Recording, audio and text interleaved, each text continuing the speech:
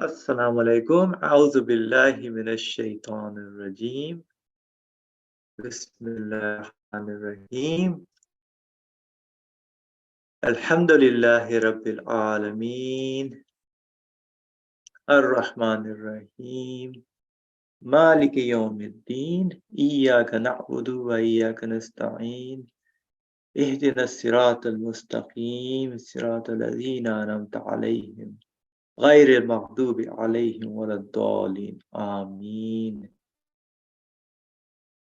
رب اشرح لي صدري ويسر لي أمري واحلل عقدة من لساني يفقهوا قولي واجعل لي وزيرا من أهلي هارون أخي اشدد به أزري واشركه في أمري كي نسبحك كثيرا ونذكرك كثيرا إنك كنت بنا بصيرا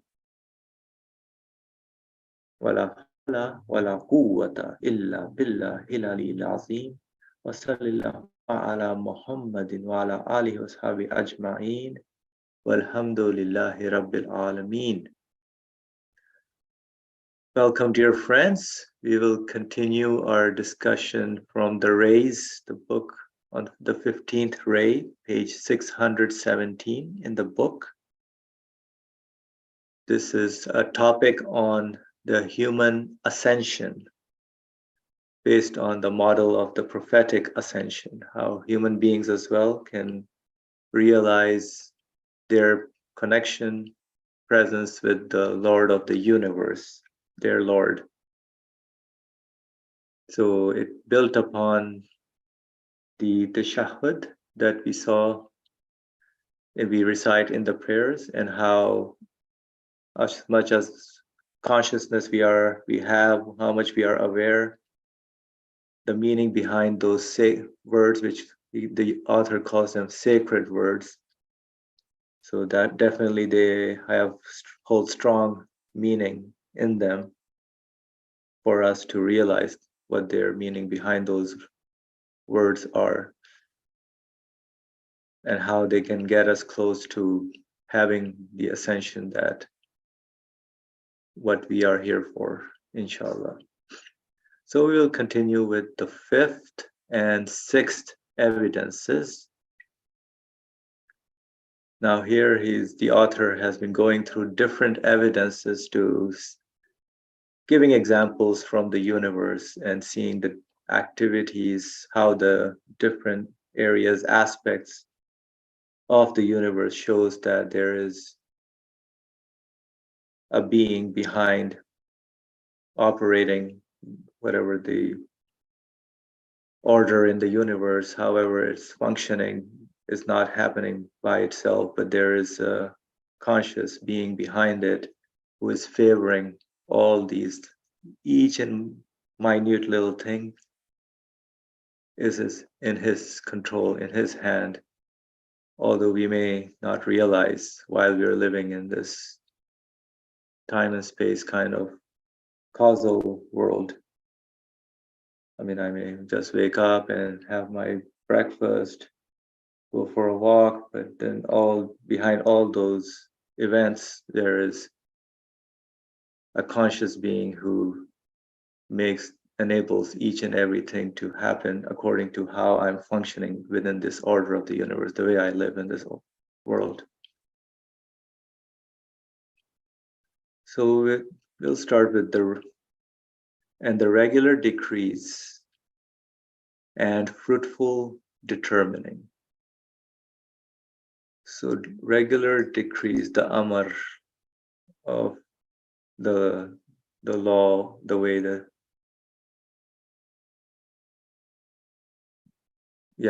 things are coming into existence. Just he wills and they are there. Like it's not like something extra, but it's not like the command of a king or a president, but he wills it and it happens. And the fruitful determining. Whatever happens is for the benefit of the person, in the human being's case, for the universe, each and everything that is, however it changes, the way it's moving into its new positions, is all fruitful determining. And we have, we have to see that how whatever change is happening is not just randomly happening by the thing itself, or things that happen in my life is not, it may seem as a sequence or consequence of certain actions, but they are all part of the order of what I am presented with, and then what I follow. And then that's how my life's determining also happens. So it's a big topic of the regular decrees and fruitful determining. But I think let's see how the author presents it in a very short, concise way. So the forms and proportions of all things, particularly plants, trees, animals, and men, have been cut out with skillful art according to the principles of divine decree and determining. So one would wonder, what are those principles of divine decree and determining? As he says, each and everything follows as an order the way it's meant to be to fulfill its purpose in existence. So plants, trees, clouds, animals, and men have been cut out with skillful art. They've been shaped, formed, go through experiences according to the principles of divine decree and determining. So to be honest, I don't know what will happen to me tomorrow, right? Even tonight, this evening. But whoever made me, whatever I'm experiencing, I can see that each and everything that I go through in my life has been arranged and organized in a particular way that I can live in this world.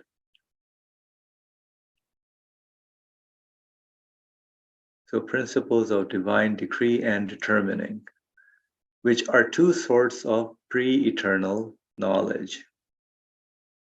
So he says it shows that there is someone who has knowledge of each and every being in the universe, sown in a way entirely appropriate to the stature of each. Whatever is fitting perfectly to each and every being, that's what they go through, and clothes on them perfectly. Each is given most well-ordered, regular and wise shapes. These singly and altogether point to an infinite knowledge and testify to their number to an all-knowing maker.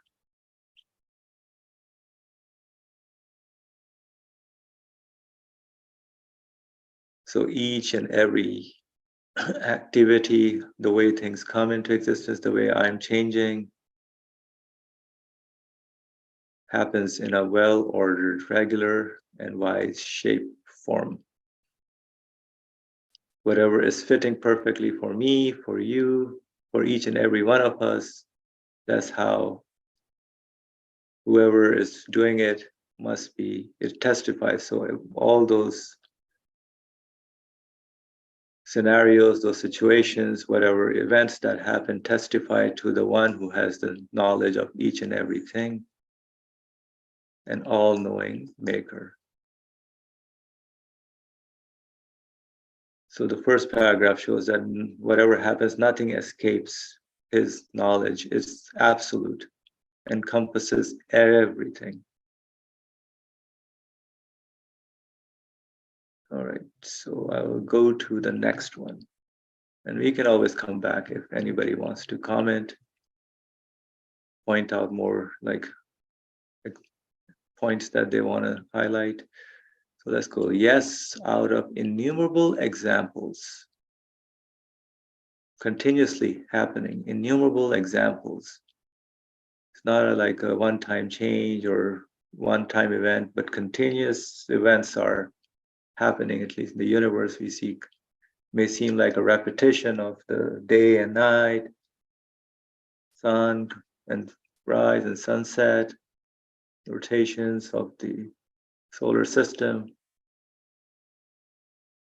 but continuous change within those changes. Innumerable examples, we look at only a single tree and a human individual. Of course, there's so many examples in the universe, but the author says, let's focus maybe on a single tree or a single human individual. And we see that both outwardly and inwardly. So there's one outward of the human being, how the human being with his functions in his life, and then there's what is within the human being, which includes his tools, his senses, his feelings. The fruit-bearing tree and multi-membered man. So multi-membered, basically man having so much abilities, potentialities within himself. He finds himself with consciousness, reasoning abilities, imagination, to see, eyes, which enables him to see and look at the meaning behind them, the nose, ears, sense of touch, so the five senses as well. So multi-membered, you can walk, run, jog, sit, stand, do whatever you want. So multi-membered men have been delimited by unseen compasses and a subtle pen of knowledge. So each one has been formed and fashioned in a way that enables man to do whatever in his capacity he is able to do. Subtle pen of knowledge, with the knowledge of whoever has fashioned him, has designed man, given him the ability. So I'm not sure exactly what the delimited, like they're not the same, but they're separated out, delimited by unseen compasses. So the way compasses, I would say, gives them direction, or the way they function. Each and everything all together work within the human being. And that each of their members have been given perfectly ordered, fitting forms, so that they may produce the required fruits and results and perform the duties of their natures. As for this, since it could occur only through infinite knowledge, they testify to the number of plants and animals, to the necessary existence and boundless knowledge of a maker and giver of form, an all-knowing determiner who knows the relationships of everything with everything else, and keeps these in view. And he knows the definition through the compasses and pen of the decree, and determining of pre-eternal knowledge of the outsides and insides of their fellow men and fellow trees, and their species, and of their measured proportions and form.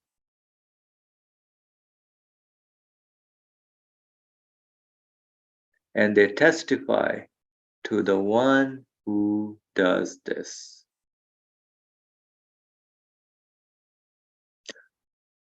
All right, so these two paragraphs of the regular decrees and fruitful determining. Would anybody like to share anything that they would like to add to what has been discussed so far? in these two paragraphs.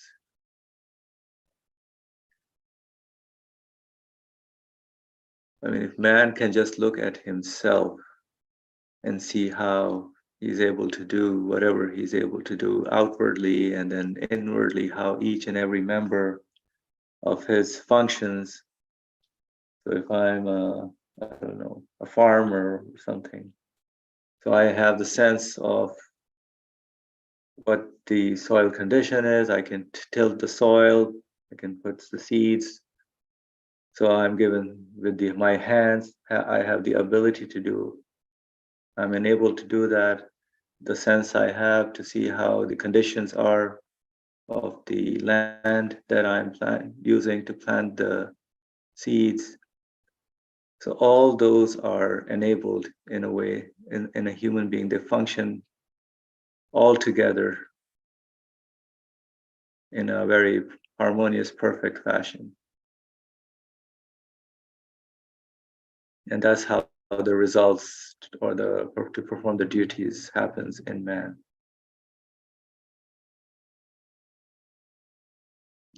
Brother Ali, go ahead, please. The title, thank you for your presentation. The title, it says, and the title of the section we are reading today, yes, exactly as you highlighted, and the regular decrease, and fruitful determining. We talk about determining of God, divine determining, in Arabic qadr, or in subcontinent culture, it is called qadrullah. This is going to be studied here, but what I followed the text as far as I could, there is a heavily emphasis on knowledge.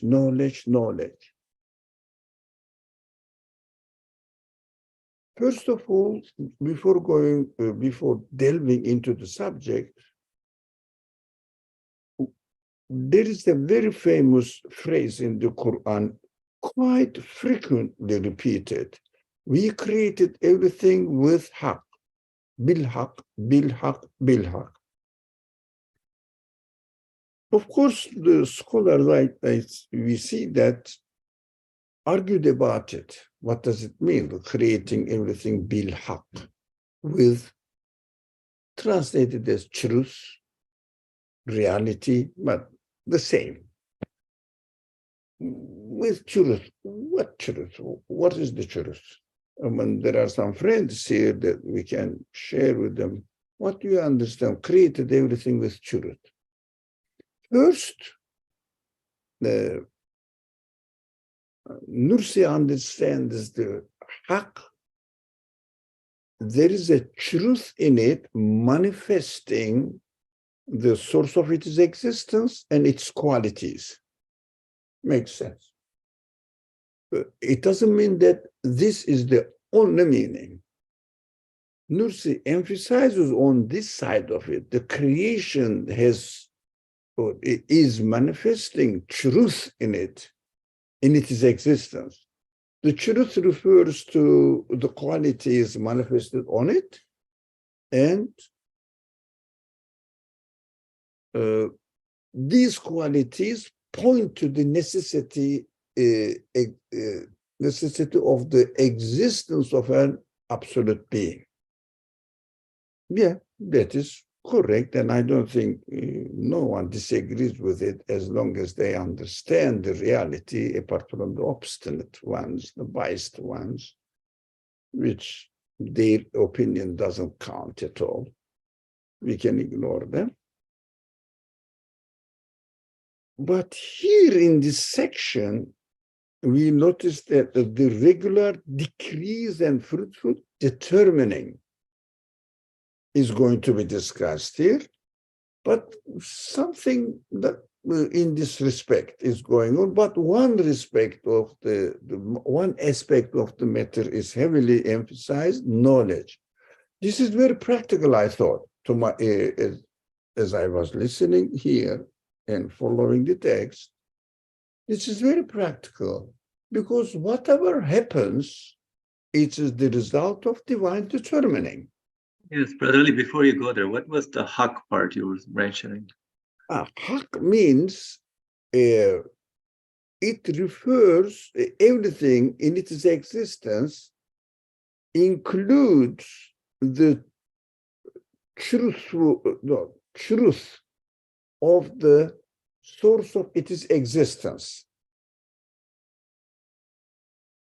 reality of its existence, and the reality of its existence necessitates that, because the qualities manifested in it declares or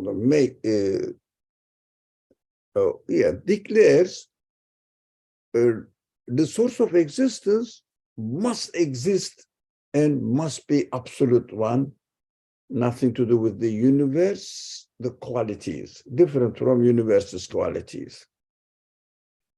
It is another level of existence that we don't experience, we are not expecting to experience it in this world as we are. But we know, we understand such a being must exist. That is important. This phrase is important for me. Such a being must exist. That is Iman. Iman bil ghaib. So Iman bil ghaib, we should know what we mean by I believe in ghaib. It doesn't mean that I don't understand, but no, I perfectly understand, I perfectly agree with and comprehend it. Its existence, not the essence of it. I don't know the essence. I cannot know, because he is the source of existence.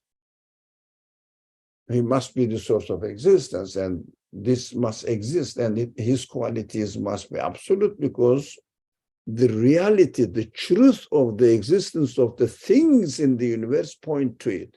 But some scholars, and Nursi also here, refers to these names, especially the name of the all-knowing. All-knowing.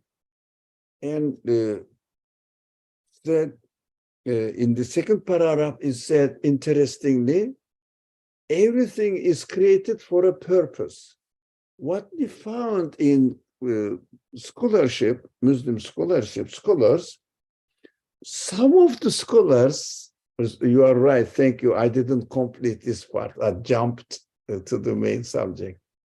Some of the scholars said, we created everything in haq means for a purpose. I like this idea as well. It attracted my attention, and I took a record of it in my mind. It is for a purpose. And then we understand from the purpose, everything created for a true purpose, haq purpose, if you like. Did I make sense? Haq purpose, true purpose. And this is something to do with belief in the divine determining. But what is covered? Is it clear? Shall I go back to divine determining now? And knowledge? For a believer, they have to know that what they are created for is a purpose, basically. Yeah, this purpose requires, necessitates knowledge. If you don't know what you are doing, you cannot do anything for a purpose. Or you may do something, but it doesn't make sense. It may not have any purpose at all. Clear? So far, so good. Okay, Alhamdulillah. Now come back to the subject. Why all-knowing, all-knowing, all-knowing is emphasized in this text? How many times is it that I tried to underline it? 1, 2, three pen of knowledge, boundless knowledge, for all knowing again, and the pre-eternal knowledge of the outside, 6 times. Why? Because as a person, I feel myself that if everything is determined by someone else, am I really under the control and direct control and will of the one, and I have no other thing but I have to submit to his will, because I have no other option apart from what he decrees. The creator decides. So I feel restricted. If only if I understand that the one who determines knows, and with his knowledge, all knowing, past, future, and it is environment, not only the point knowledge, but all encompassing knowledge, I feel very comfortable in his decree because he has a purpose. That is why the title says, fruitful determining. It means purposeful determining. He decides something, but it has a purpose and it is fulfilled. Fruit, it gave fruit. It gives fruit. If I know that whatever happens to me by divine determining, I should never forget I have free will as well. I have free will to choose, and he creates accordingly, but his last decree is based on knowledge. It is not a blindly, okay, whatever you do, I will do. No. I gave you the free will. We have to understand this combination. I gave you the free will. You will choose it, but ultimately, I will decide what to create. But you will choose it, of course, while I am deciding, I will take notice of your choices. But who I am, I know what is, according to your condition, what is fruitful future for you. That is very interesting to me. That what is fruitful future for you, beneficial future for you. I decide accordingly. But we should never understand, we should never misunderstand that I will sit here and don't do anything and die of hunger, and I died. I cannot say, I shouldn't say, that was decree. My death was decreed. Let's say after I died, I am thinking. This is just an example. That was my decree and it was good for me. According to your choices, that is the best result for you. If I didn't know that, the one who is makes the last decision didn't have knowledge, and according to his knowledge, he is giving the decree or deciding, issuing the decree according to my capacity, but he's issuing the decree or practicing the decree, qada. That is called qada, practicing it. Then qadar, planning it. Qada, finalizing it, executing it. So execution of qadar is called qada. And there are related verses in the Quran. Qada is different from qadar. But consequence of qadar is qada, final final determination or execution. Now, if I know that the one who decides about it decides it in the best way I deserve, or what I deserve in the best way, then it comforts, it makes me feel comfortable because I say, this is the degree I tried today to repair the, I don't know, the broken something, tried. When it was too late at night, still couldn't make it. Look, I tried, but decree, divine decree, didn't let me be successful. If I didn't know that this result is decided by the one who knows the best and decides according to a fruitful result for me, I would say, not being successful in my attempt was good for me. I can learn how to do this job properly, educate myself. There is lesson in it. There are various lessons in it. But if I am not aware that divine decree is happening, if I'm not aware by a knowledgeable one, but somebody authority, like a sultan in the world, worldly sultans, decides and does it, does he know the future? No.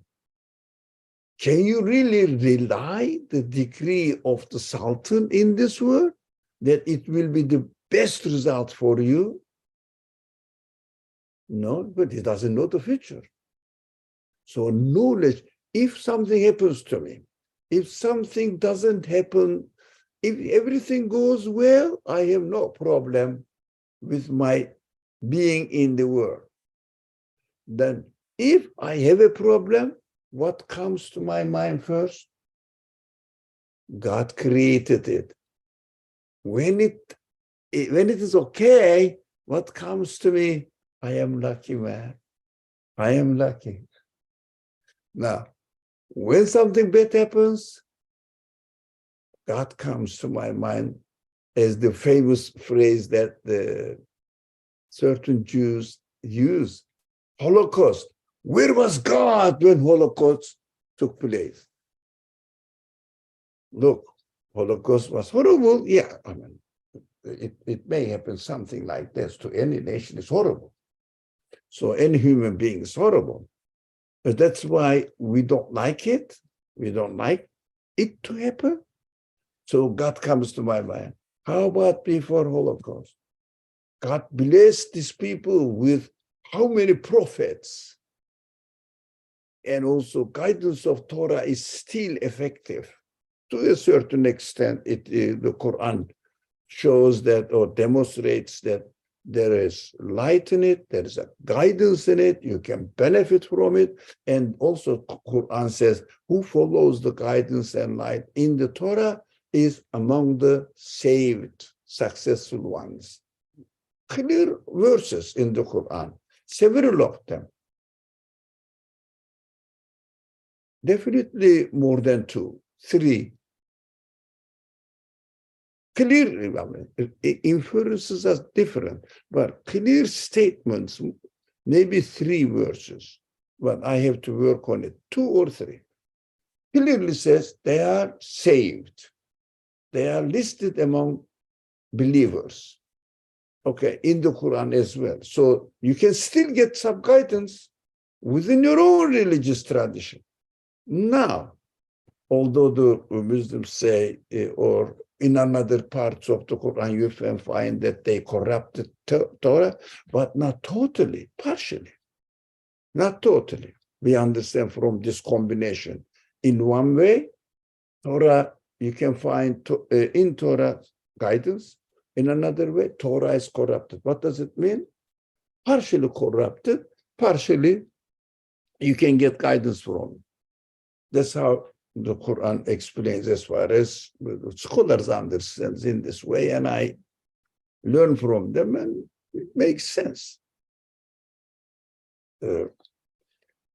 So these people, blessed with many, many, many prophets, they take or many good opportunities. فَضَّلْنَا عَلَى الْعَالَمِينَ. Yeah.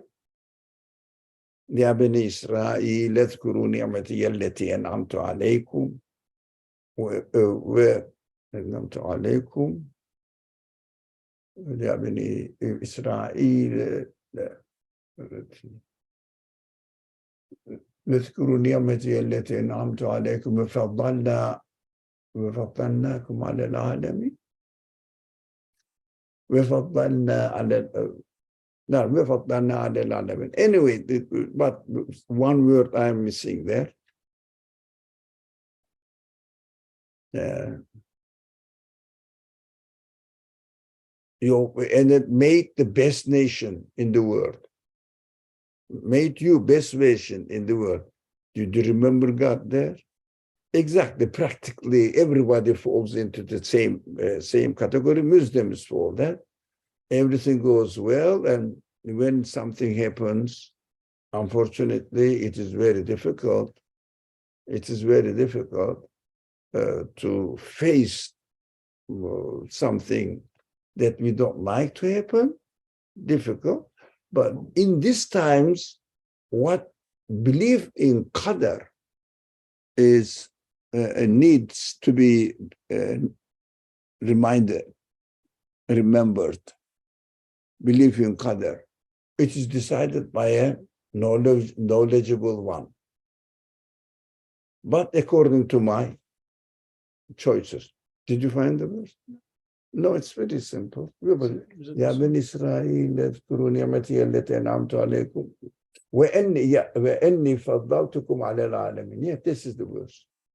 وإني فضلتكم على العالمين. And definitely we gave virtue over all other nations. That is God decides this, but according to my intention, we should my choices. We should never forget. Even we are not successful, we have to be careful. This is the best for me. So try to get the lesson from it, inshallah.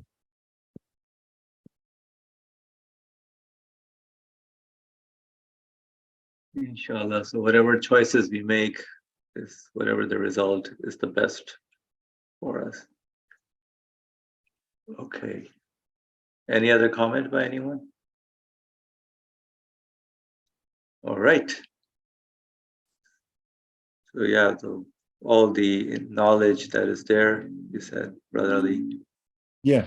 It could also be that sometimes, this is more of just a comment. I mean, I try to make the best decision based on my knowledge of my circumstances, but even if I get the result that I want, I can't guarantee for myself, because of my limited knowledge, that result is best for me, even though it may be what I want. So, and in fact, if I do get that result that I want, and I say, oh, I'm lucky or something like that, if I take on a non-God conscious attitude, then that result, I'm not, I guess, benefiting from the true fruit of that result in that event for me. So in any case, the emphasis on my comment is more so on the fact that as I, even if things go as I want it to go, whatever decisions that I make are always limited to the knowledge that I have or the circumstances. Even when I make decisions for myself, it's not fully encompassing. I can't guarantee that that's the best result. That's a good point. In the Quran, it says, those people who deny our graces and don't acknowledge God, the Quran speaks, don't acknowledge us, God. What we do, we give them more in the world. But in the world, more worldly benefits, more worldly goods. It is interesting, but of course they are losers at the end. So we may say, that is the result I was expecting. Then it means this is good for me. We don't know. Why? Because I wanted to be successful in this. For example, I wanted to get this job, applied and got it. So this is the best for me. No, maybe, may not be. Why? Now, it is not discussed in this text, but it is the practical side of it. Why it is not, it may not be the best for me, although I was successful, because of my definition of myself.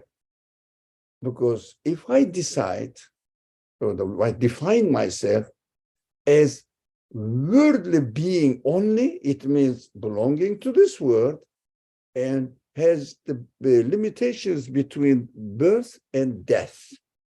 And if I enjoy my life during this limited period, I am successful. According to this definition, when you get the job, yes, you are successful. You got it. But if you really identify yourself or become aware of who a human being is, not the body, not the worldly limited life, but according to the human capacity, which has no limit, being successful in this world may not be the success of my human side.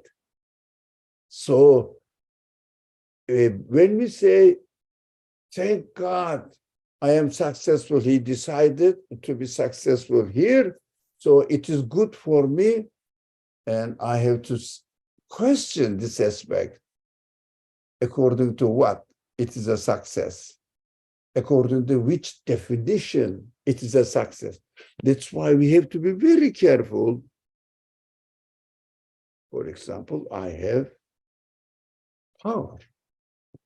Let's say financial power. Guaranteed. I don't need anyone. Until I die, it's perfect. No problem at all. Billions of dollars, let's say. So guaranteed. Or there is no way that I may lose. Or that's it. Okay. Am I successful? Depends. Depends. How do you define yourself? As the Quran says, the Quran is human analysis of human psychology is really amazing. Read the Quran from this perspective, it is amazing. And for example, كُلُوا وَتَمَتَّعُوا قَلِيلًا إِنَّكُمْ مُجْرِمُونَ. There are quite a number of, maybe around 10, number 10. I remember various places there. You eat, enjoy it for a while until you die. But you are criminals. I give it. I'm not jealous of it because plenty, infinite creation here. This may be a making you go deeper and deeper in the way you are choosing. The success, because defining that if I get what I want from this world, is the success. Okay, then I'm giving it to you. When you die, finish. And afterwards, you will be treated as criminal, as a criminal. That is what Quran says. If they insist to be successful in the world, I can give them. Insisting because he's choosing. That is why. In order to understand qadr, decree of divine determining, decree of God, we should never ever forget the other aspect of it. What is that? Anybody? Our choices. Free choice, freedom. We should never forget that the decree is issued according to our choices. And this is the best decree for me. For example, in fact, not being successful, if we realize that this is the best decree for me, by being not successful, although I tried my best by using my free will, it means I need to be taught in this respect. That is why God decrees not being successful for me.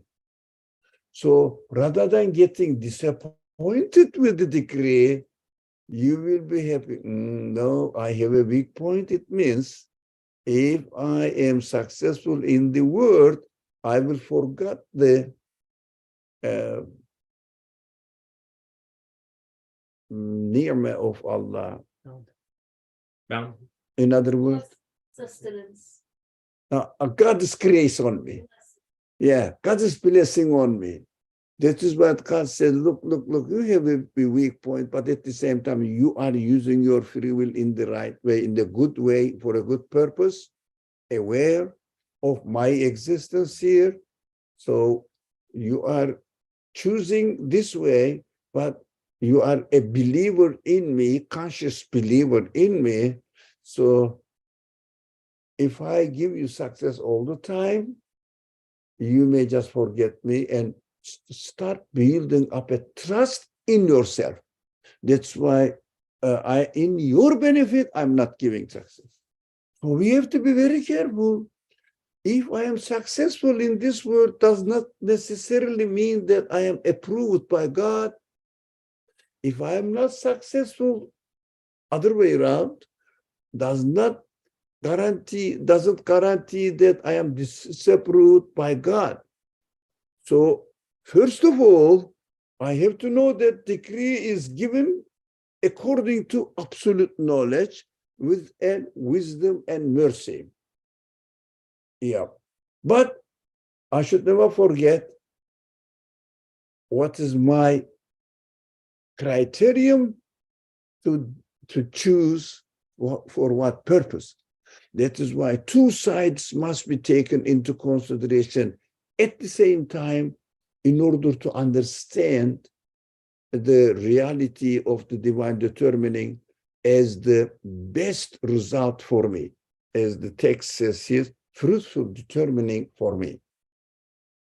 So two sides should not be ignored. Practically, I found it for myself, sometimes, of course, not most of the time I lose myself in one side or another. I got decreed in this way, none of the business anymore, or not take the lesson from it, or, oh, I am successful, so really I did something good, huh? Good for me. At the end, verbally I say, Alhamdulillah, but I'm successful. We don't know. So both of them must be evaluated together, but of course we don't know what God's infinite knowledge is, but we know what? We know what? Our choice. You know, what am I really aiming at? What is my ultimate purpose? Just to be successful in one aspect, so that I will say, okay, I am like everybody else now. I have a car, I have a house, or I have a nice family, etc., etc. So you see, I am successful. Not according to the value of the society. These are the success. But how about the value of the society is correct or not, or corrupt? Have you thought about it? So we have to be really sensitive about this. A lot of practical matters took our time today. Alhamdulillah, I'm happy. I don't know you are a husband.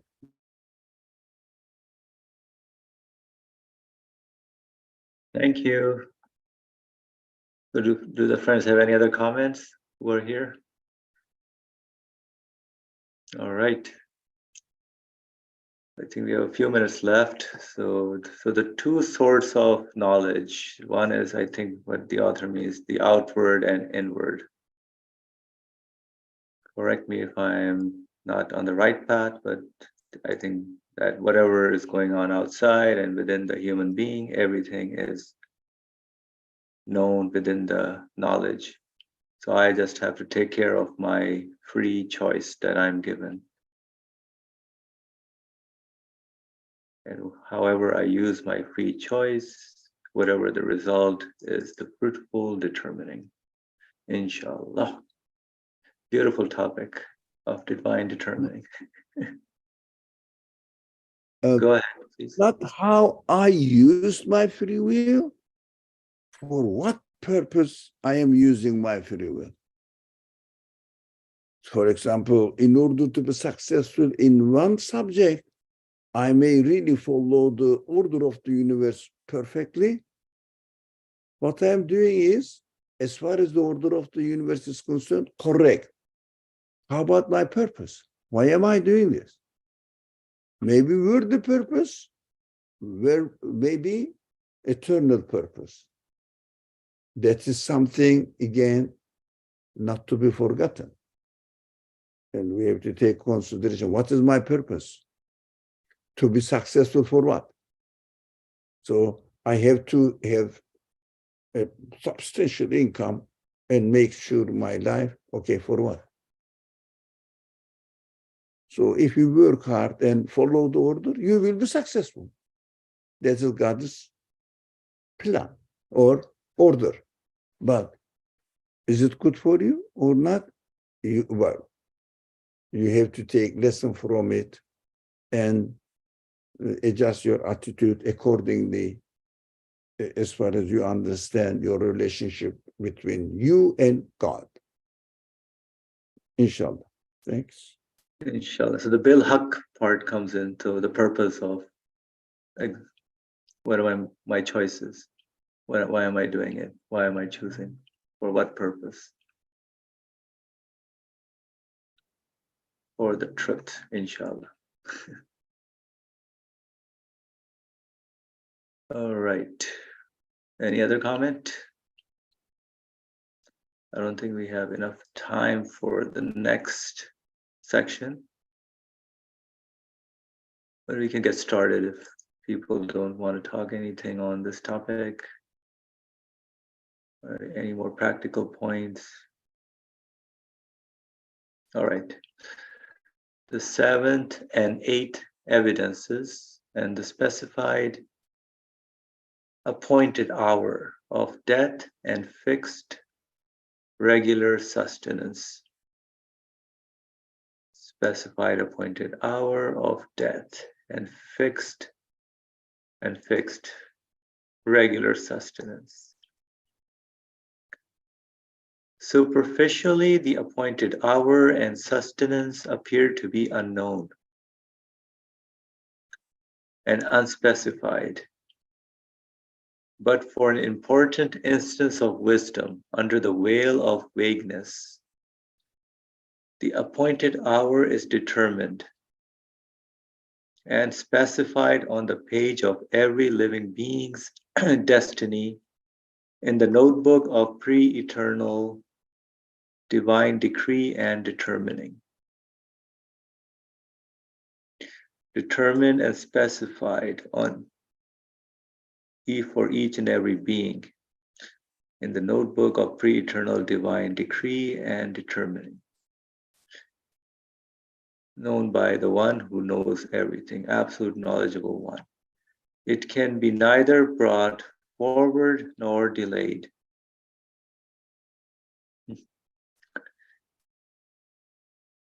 There are numerous evidences that the sustenance of every living being is also appointed and determined and inscribed on the tablets of decree and determining. For example, a huge tree leaving behind, when it dies, its seed, which is its spirit of a sort, to continue its duties in its place. And this occurring through the wise law of an all-knowing preserver. So the huge tree, when it dies, leaves its seeds, which is a spirit of a sort, to continue its duties in its place. So the progeny, the seeds. And this occurs through the wise law of an all-knowing preserver.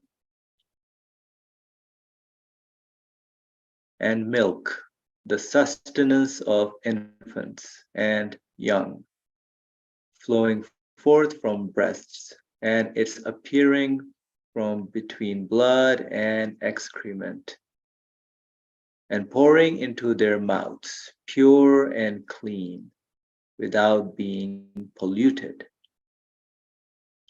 Reject decisively the possibility of chance and shows clearly that they occur through the compassionate law of an all-knowing and compassionate provider.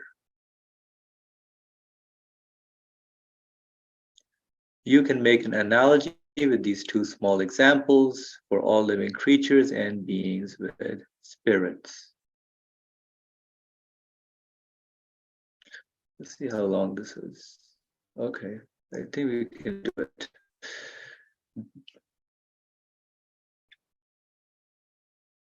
This means that in reality, both the appointed hour of death is specified and determined. Excuse me, I think the foundation of this section is in the first paragraph. And although we don't have time to go over all of it, but would you like to read all of it and discuss it next week? Okay, we can do that, inshallah. Yeah, inshallah. Okay, go ahead. I mean, that's up to you. Yeah, this means that in reality, both the appointed hour of death is specified and determined, and each person's sustenance has been determined and recorded in the notebook of his destiny. So we can say, like in his DNA, everything, the information has been listed, but that has been determined and recorded according by the one who has knowledge of everything. But for most important instances of wisdom, both the appointed hour and sustenance are concealed behind the veil of the unseen and appear to be vague, unspecified, and apparently bound to coincidence. For if the appointed hour had been specified like the setting of the sun, the first half of life would be passed in absolute heedlessness and be lost by not working for the hereafter, and the second half would pass in ghastly terror, as one was as though every day taking one more step towards the gallows of death, exacerbating the calamity of death 100-fold. For which reason the calamities one suffers and the resurrection of the dead, which is the world's appointed hour of death, have mercifully been left in concealment in the unseen. As for sustenance, since after life itself, it is the greatest treasury of bounties, and the richest source of thanks and praise, and the most comprehensive mine of worship, supplication, and entreaty. It has apparently been left vague and shown to be tied to chance. For in this way, the door of seeking sustenance, through the intercession of continuously seeking refuge at the divine court, and pleading and beseeching and praise and thanks is not closed. For if it had been clearly specified, its nature would have been altogether changed. The doors of thankful, grateful supplications and entreaties, indeed of humble worship, would have been closed.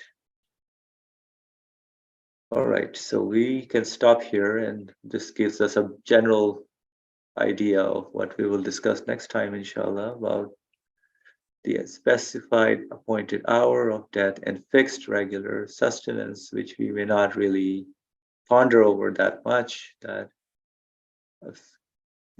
however we're living according to the purpose, that we are here for a temporary time period which has been specified and is also determined. So inshallah we will continue next time. I will stop here. Bismillah ar-Rahman ar-Rahim. Subhanaka la ilma lana illa ma alamtana innaka antal alimul hakim. Wa akhiru da'wahum alhamdulillahi rabbil alameen. Bi hurmati siratil Fatiha.